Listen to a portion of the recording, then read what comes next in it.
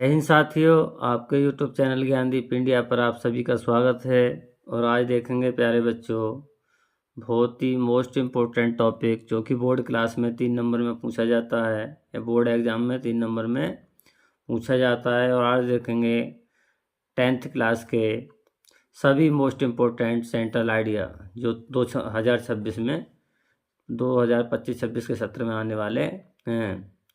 अब देखेंगे सबसे पहले सेंट्रल आइडिया हमारा डस्ट ऑफ स्नो, जिसे कहते हैं बर्फ के कण, और जिसे लिखा किसने? रॉबर्ट फ्रॉस्ट ने। किसने लिखा है? रॉबर्ट फ्रॉस्ट के द्वारा लिखा गया है।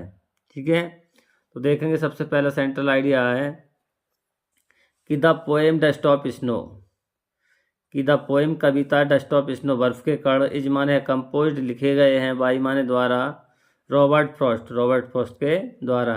यदि हम इतना लिख देंगे इसी तरह से तो हमारे 2 नंबर पक्के। ठीक, आगे कि this poem expresses the importance of small thing, कि दिस पोएम यह कविता एक्सप्रेसेस माने व्यक्त करती है, द इम्पोर्टेंस माने महत्व को, इम्पोर्टेंस माने महत्व को, ऑफ माने के, स्मॉल थिंग एक छोटी वस्तु के, कि यह कविता एक छोटी वस्तु के महत्व को एक्सप्रेस करती है या व्यक्त करती है। It change one's mood, it माने है, चेंज माने होता है परिवर्तन करना या बदलना। इट चेंज यह बदल देती है, वंस मूड एक व्यक्ति के मूड को। The poet explained A crow and a hemlock tree, the poet कवि एक्सप्लेन्ड माने होता है व्याख्या करना। क्या होता है? व्याख्या करना। द पोइट एक्सप्लेन्ड कवि व्याख्या करता है, ए क्रो एक कोए की, the poet explained A crow and a hemlock tree, कि द पोइट माने कवि एक्सप्लेन्ड व्याख्या करता है, ए क्रो एक कोए की, एंड ए हेमलॉक ट्री और एक धतूरे के वृक्ष की। इन दिस पोएम इस कविता में बहन जब द क्रो सूक्ष, द क्रो को आज होता है छोटा पक्षी होता है, कि बहन जब द क्रो सूक्ष कोआ सूक्ष माने हिला देता है, द हेमलॉक ट्री धतूरे के वृक्ष को, जब कोआ धतूरे के वृक्ष को हिला देता है, एट वंस तुरंत ही, एट वंस माने तुरंत ही, डस्ट ऑफ स्नो बर्फ के कण फैल गिर जाते हैं ऑन द पोएट कवि पर, तो तुरंत ही बर्फ के कण कवि पर गिर जाते हैं। हिज सैडनेस उसका दुख या उसका दुख भरा मूड माने मूड, चेंज बदल जाता है, इनटू हैप्पीनेस एक खुशी में। उसका जो दुखित मूड जो है वह कहाँ वह किस में बदल जाता है? खुशी में बदल जाता है। तो देखो प्यारे बच्चों, बहुत ही इजी तरीके से अपने वर्डों में सेंट्रल आइडिया लिखा गया है, जो कि हमारा 3 नंबर का बहुत ही महत्वपूर्ण होता है। अब देखेंगे सेंट्रल आइडिया सेकंड, दूसरा सेंट्रल आइडिया देखेंगे चैप्टर नंबर 2 फायर एंड आइसी। इसे भी किसने लिखा है? रॉबर्ट फ्रॉस्ट ने ही लिखा है। किसने लिखा है? रॉबर्ट फ्रॉस्ट के द्वारा ही लिखा गया है इस सेंट्रल आइडिया को भी। देखेंगे कि द पोएम फायर एंड आइसी, कि द कविता फायर एंड आइसी बर्फ और आग, इजमान है कंपोज्ड लिखी गई है, वाई रॉबर्ट फ्रॉस्ट के द्वारा। वही डस्ट ऑफ स्नो भी रॉबर्ट फ्रॉस्ट के द्वारा लिखी गई थी, और यह भी फायर एंड आइसी भी हमारी किसके द्वारा लिखी गई है? रॉबर्ट फ्रॉस्ट के द्वारा।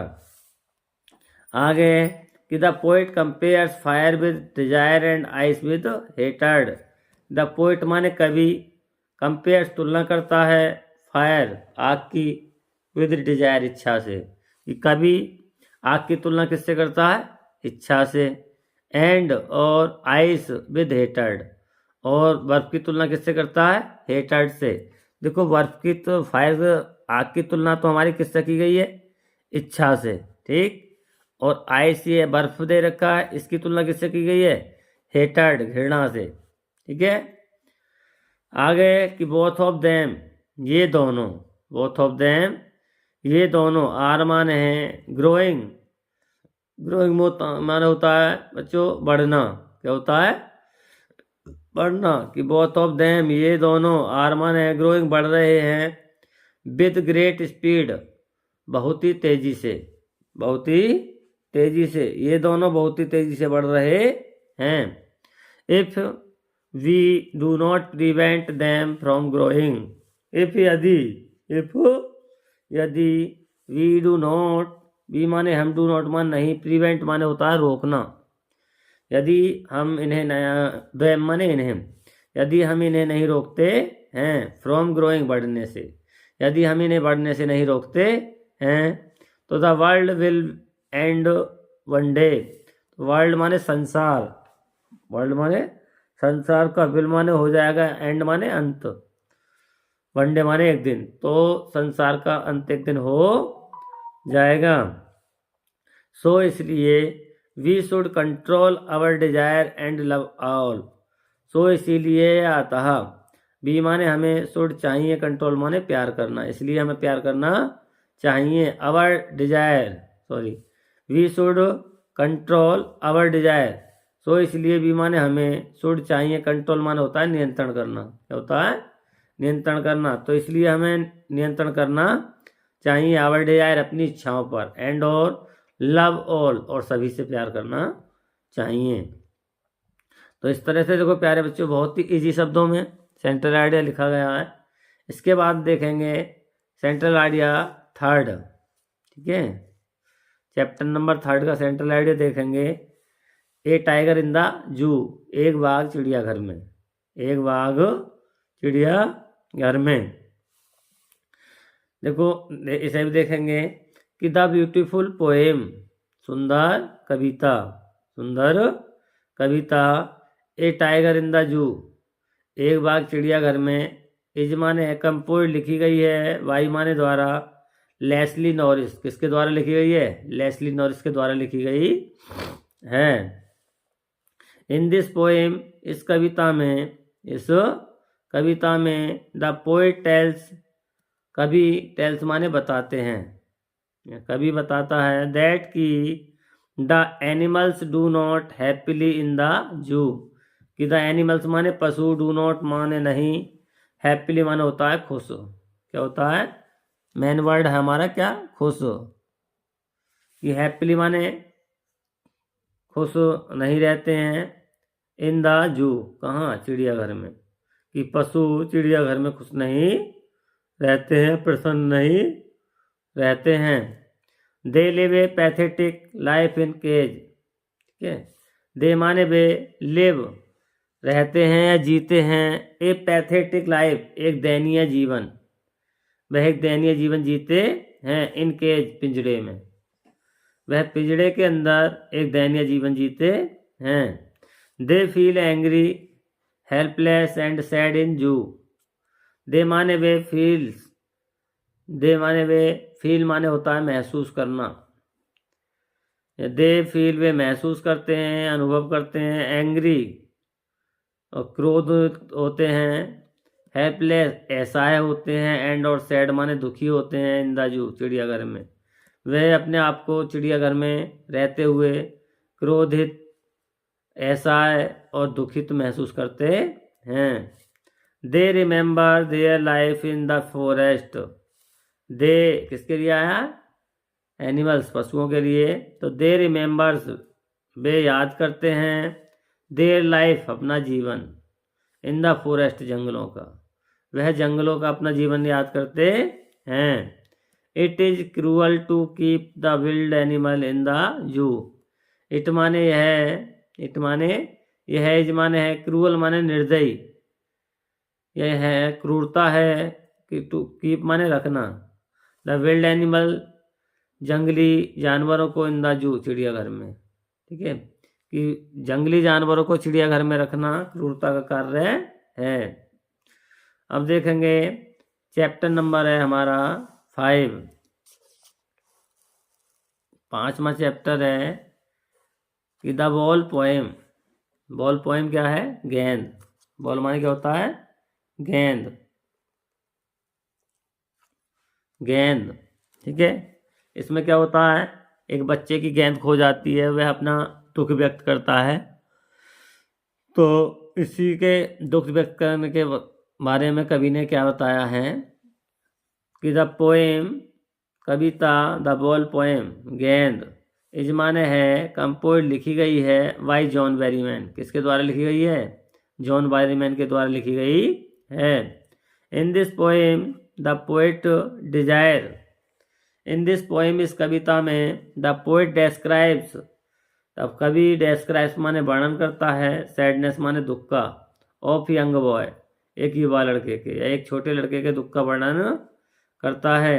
बिकॉज क्योंकि he has lost his favourite ball क्योंकि ही माने वह लॉस्ट खो दिए ही माने जिसने या उसने लॉस्ट खो दिया है हिज फेवरेट बॉल अपनी प्रिय गेंद को क्योंकि उसने अपनी प्रिय गेंद को खो दिया है। He can easily by another ball what more than money और न्यू बॉल। ही कैन वह सकता है ईजिली माने आसानी से बाई खरीद वह आसानी से खरीद सकता है अनोदर बॉल दूसरी गेंद वह दूसरी गेंद आसानी से खरीद सकता है बट परंतु मोर देन मनी और अधिक धन भी और न्यू बॉल नई गेंद भी। ठीक है। It is the pain of losing the old one. It माने फिर भी क्या है? इट माने यह इज माने है द पेन माने दर्द ऑफ लॉसिंग फिर भी उसे खोने का दर्द है द ओल्ड वन पुरानी गेंद का फिर भी उसे पुरानी गेंद खोने का दर्द है। दैट जो मैटर्स मायने रखता है द मोस्ट माने अत्यधिक जो अत्यधिक मायने रखता है या अत्यधिक महत्व रखता है। तो इस तरह से प्यारे बच्चों हमारे 2026 के लिए बहुत ही महत्वपूर्ण सेंट्रल आइडिया जो चैप्टर नंबर 5 तक हो गए हैं और देखते हैं नेक्स्ट सेंट्रल आइडिया इसके बाद। अब देखेंगे प्यारे बच्चों चैप्टर नंबर 6 इसका चैप्टर का नाम है अमांडा और इसे लिखा गया है रॉबिन क्लेन के द्वारा। ठीक है कि द पोएम अमांडा की कविता अमांडा इज माने है कंपोज लिखी गई है वाई माने द्वारा रॉबिन क्लेन के द्वारा लिखी गई है। The poem tells us about A small girl कि द पोएम माने कविता टेल्स बताती है अस माने हमें अबाउट माने बारे में ए स्मॉल गर्ल एक छोटी लड़की के कि कविता जो है हमें किसके बारे में बताती है? एक छोटी लड़की के विषय में बताती है। She always scolded by elders and small thing कि सी माने उसे इज माने है ऑलवेज हमेशा स्कोल्डेड माने डांटा जाता है बाई एल्डर्स अपने बड़ों के द्वारा या अपने माता पिता के द्वारा फॉर स्मॉल थिंग छोटी छोटी वस्तुओं के लिए या छोटी छोटी बातों के लिए। सी फील्स अपसेट सी माने वह फील्स महसूस करती है अपसेट माने दुखी वह अपने आप को दुखी महसूस करती है। एंड और वांट्स माने चाहती है फ्रीडम माने आज़ादी एंड पीस माने शांति वह आज़ादी और शांति चाहती है। द पोएम शोव्स द पोएम माने कविता शोव्स दिखाती है कविता दिखाती है दैट की children also need love care and freedom in life कि द पोएम कविता शोव्स दिखाती है दैट की चिल्ड्रन माने बच्चों को आल्सो माने भी कि बच्चों को भी नीड माने आवश्यकता होती है लव प्यार की केयर देखभाल की एंड फ्रीडम माने आज़ादी की इन लाइफ जीवन में कि बच्चों को भी अपने जीवन में प्यार और देखभाल और आज़ादी की आवश्यकता होती है। तो इस तरह से प्यारे बच्चों हम चैप्टर नंबर 6 अमांडा का सेंट्रल आइडिया लिख देंगे। अब देखेंगे चैप्टर नंबर 8 है हमारा फॉग। फॉग माने होता है कोहरा। क्या होता है? कोहरा जिसे लिखा गया है कार्ल सैंडबर्ग के द्वारा। किसके द्वारा लिखा गया है? कार्ल सैंडबर्ग के द्वारा लिखा गया है। देखेंगे कि द स्मॉल पोएम छोटी कविता फॉग कोहरा इज माने है कंपोज लिखा गया है वाई कार्ल सैंडबर्ग के द्वारा लिखा गया है। इन दिस पोएम इस कविता में इन दिस पोएम, इस कविता में, fog has compare to the little dog little cat, कि द फॉग माने कोहरे की, कंपेयर्ड माने होता है तुलना करना। क्या होता है? कोहरे की क्या की गई है? तुलना की गई है। टू द लिटिल कैट, किससे? छोटी बिल्ली से। कोहरे की तुलना किससे की गई है? छोटी बिल्ली से। कोहरे की तुलना किससे की गई है? छोटी बिल्ली से की गई है।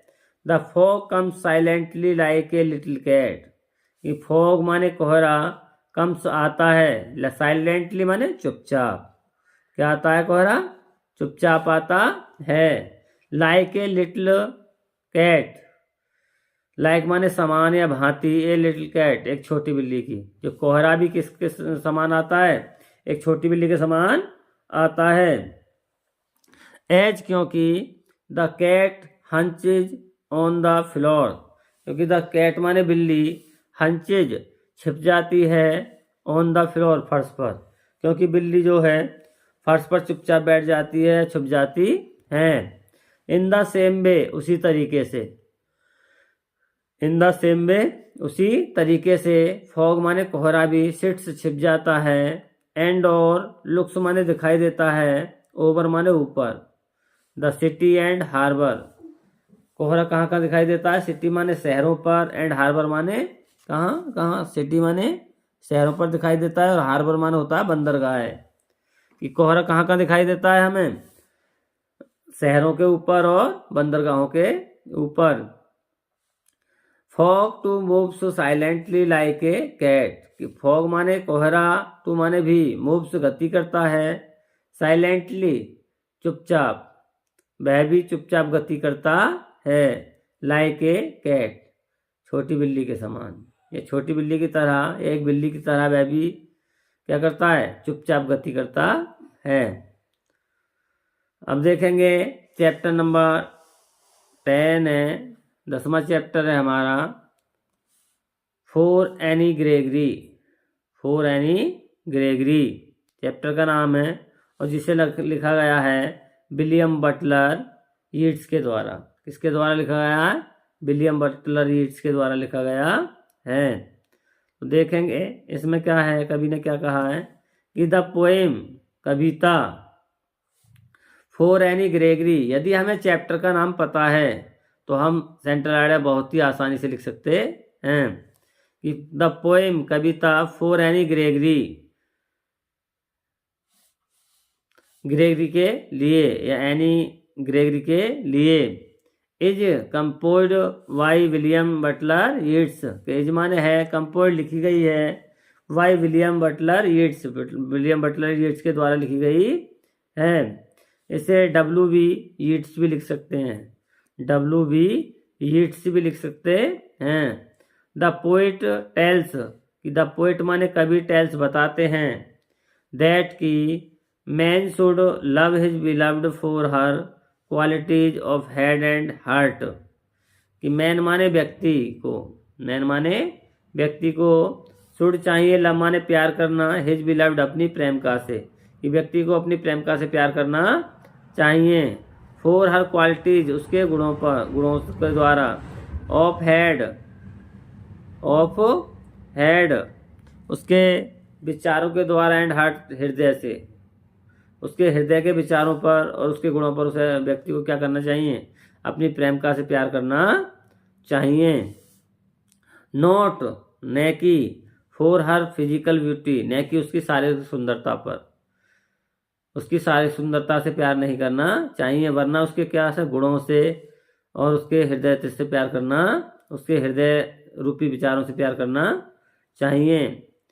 बिकॉज, क्योंकि, बिकॉज क्योंकि, the physical beauty is lived short time, ठीक है, क्योंकि फिजिकल ब्यूटी शारीरिक सुंदरता, शारीरिक सुंदरता, इज माने है लिव्ड रहती है, शॉर्ट टाइम कम समय के लिए, कि शारीरिक सुंदरता जो है वो थोड़े समय के लिए रहती है। बट, परंतु, natural beauty remain for ever, कि नेचुरल ब्यूटी प्राकृतिक सुंदरता, जो प्राकृतिक सुंदरता कौन सी होती है? जो हमें ईश्वर ने हमारे अंदर बनाई है, ठीक है, कि नेचुरल ब्यूटी प्राकृतिक सुंदरता, रिमेन माने रहती है, फॉरएवर माने सदैव, कि प्राकृतिक सुंदरता हमारे अंदर सदैव रहती है। मोस्ट ऑफ लवर्स, अत्यधिक प्रेमी, अत्यधिक प्रेमी, आर माने है डिस्पेयर्स, डेस्पेयर निराश रहते हैं। अधिकांश प्रेमी जो क्या करते हैं, निराश रहते हैं। टू सी देखकर, टू सी माने देखकर, द वाइट हेयर्स सफ़ेद बालों को, ऑफ देयर बिलव्ड अपनी प्रेमिकाओं के, कि कुछ अधिकांश व्यक्ति क्या करते हैं या अधिकांश प्रेमी क्या करते हैं, अपनी प्रेमिका के सफ़ेद बालों को देखकर निराश रहते हैं। तो इस तरह से हमारे 10 के 10 सेंट्रल आइडिया, जिसमें हमने बहुत ही मोस्ट इम्पोर्टेंट सेंट्रल आइडिया जो कि 7 सेंट्रल आइडिया कराए हैं, ठीक है, जो कि बोर्ड क्लास में हमारे कम 3 नंबर का पूछा जाता है। और अपने शब्दों में प्यारे बच्चों इसी तरह से हम लिखेंगे। यदि हमें चैप्टर का नाम पता है और राइटर का नाम पता है तो समझ लीजिए हमारे 2 नंबर पक्के, बाकी 1 नंबर में रह जाती है नीचे थ्योरी, क्योंकि 1 नंबर का हो जाता हमारा चैप्टर का नाम और 1 ही नंबर का हो जाता हमारा राइटर का नाम, ठीक है। तो प्यारे बच्चों भूल के ऐसी गलती ना करें कि चैप्टर और राइटर के नाम अवश्य याद करें, जिससे हम सेंट्रल आइडिया लिख सकते हैं। तो जो बोर्ड क्लास में हमारा 3 नंबर में पूछा जाएगा, और बोर्ड क्लास में प्यारे बच्चों 1-1 नंबर बहुत ही महत्व रखता है। इसके बाद मिलते हैं नेक्स्ट वीडियो में।